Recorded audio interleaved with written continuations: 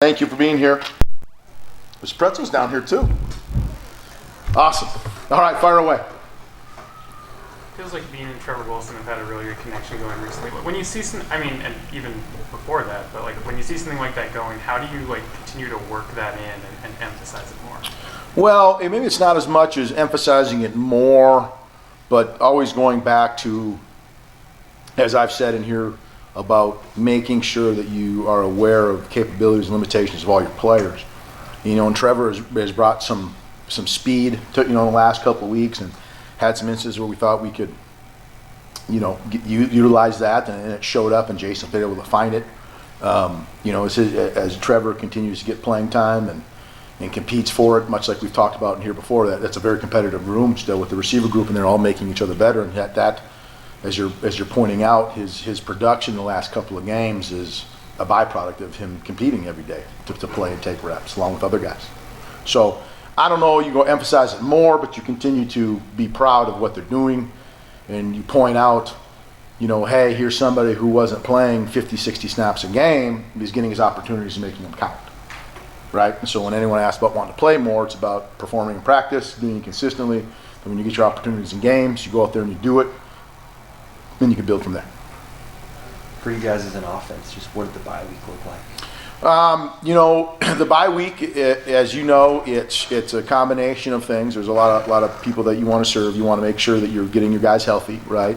And so you do that with people who played a lot. You want to make sure that people maybe weren't taking as many reps are now getting more reps, okay?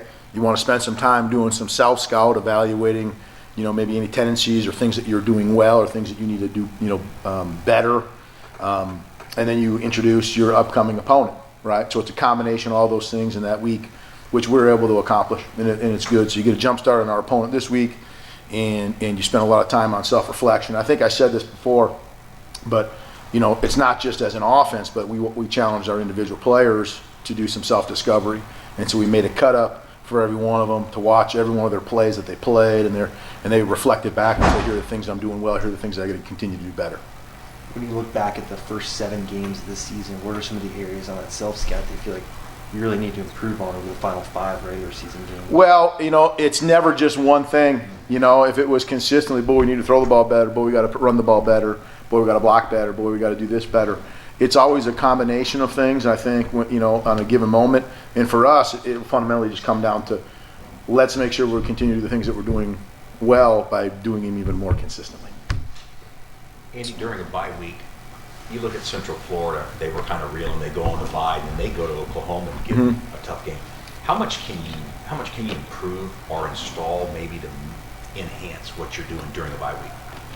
Well, I've talked about before in here how, depending on when your bye week is and how experienced your team is, you may save quote unquote installation for a bye week. And we've done that before. That might be one thing that you do, knowing that, if you're planning ahead, right, hey, you're going to get to this point this season, here's the defense you're going to see in the second half, go back and install this, right? Or you might re-emphasize something that you haven't installed earlier in the year, or that you did install earlier in the year. So there's a lot to enhance, but I've commented in here before too about the importance of evolving every week, right? You're never trying to reinvent the wheel every week, but your matchup could change based off of a number of variables, from who their personnel are compared to your personnel, what they do schematically compared to what, you do schematically, things that other opponents have done well against them. So there's all these variables that you evaluate week to week. So it's not, it's not a big deal for us to feel like, hey, we got to put this in or install something new. But you should have a chance to enhance your team, for sure. When you watch Oklahoma, what do you see from them? On defense, you see they're very diverse, okay? The best way I would say it is that they're defensively a version of us offensively. Right, so you have two really multiple groups going against each other, which will be fun. From a personnel standpoint, you see a lot of athleticism, right? You see guys playing hard. They're doing a good job of generating turnovers.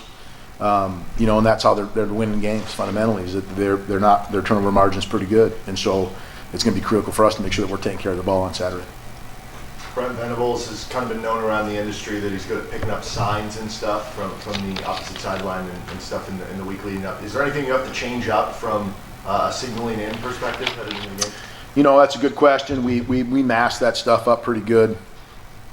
I think a funny now I'm not even gonna say it because it'd be inappropriate probably to make a joke right now with what's going on about videotaping and stuff like that. Not suggesting that, but we definitely, I think everyone masks what they do and try to disguise. I don't think you always prepare as though that's what's happening from your opponent, as though they're trying to steal signals and get a beat on what you're doing. I think fundamentally for us, the fact that we huddle a lot, makes it easy. So for us at least. Curious, any differences year 2, year 1 with Oklahoma? From them? Yeah. Well, I would, just similar to our journey, right? We're at one more year ahead, but they know the lingo, they know the terminology, they evaluated their personnel and kind of said, here's where we want to, quote unquote, get better, right? Or upgrade. And they went about doing that. So you can see that they're understanding what they're doing defensively a lot better for sure, right? With their diversity, and that they've identified who they want to be, right, as a team schematically, and how they want to play, and that they've been preaching and emphasized that. So I really respect that. What did you learn about your run game from a game against Oklahoma State where those guys were challenged more than they had been in previous weeks? Well, I don't know, what you say, what you learned. I think when you're running the ball well, you're typically, you're blocking well, right? You're finishing runs, your guys carrying the football are finishing runs, and when those things aren't happening, okay, why? Was it because there was things challenging schematically? Were there things that we didn't execute well?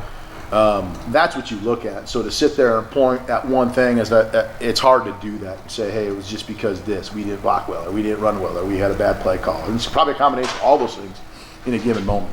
Like I've used it before, planes crash never because of just one reason. It's usually a series of small little things, right, stacked and compounded on top of one another. And that's kind of what that was. But I would tell you the fact that we could go out there and Jason, was able to throw the ball. See, that's Plane crash.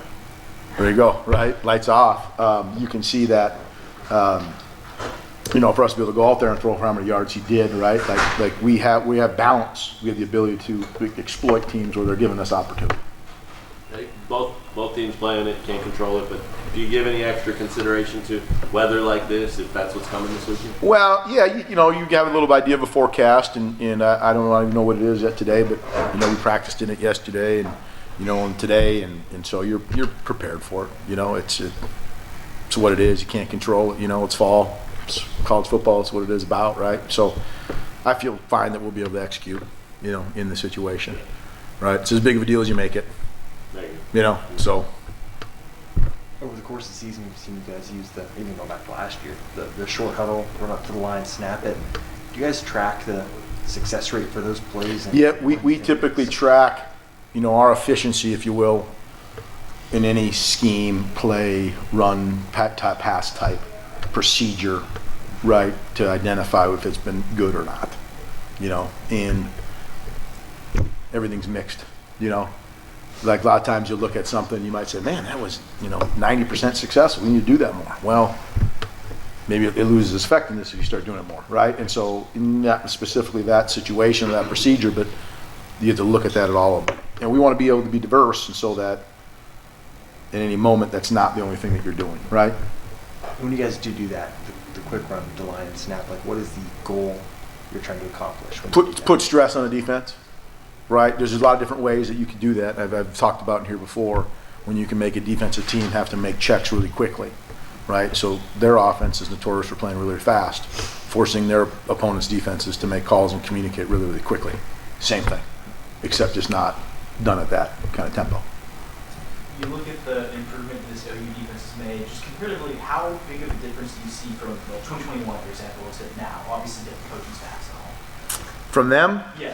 Well, it's a different coaching staff, first of all, from the 21 year to 22, and then like we had said earlier, from 22 to 23, you can see their commitment to who they want to be schematically and the kind of way, their style of football.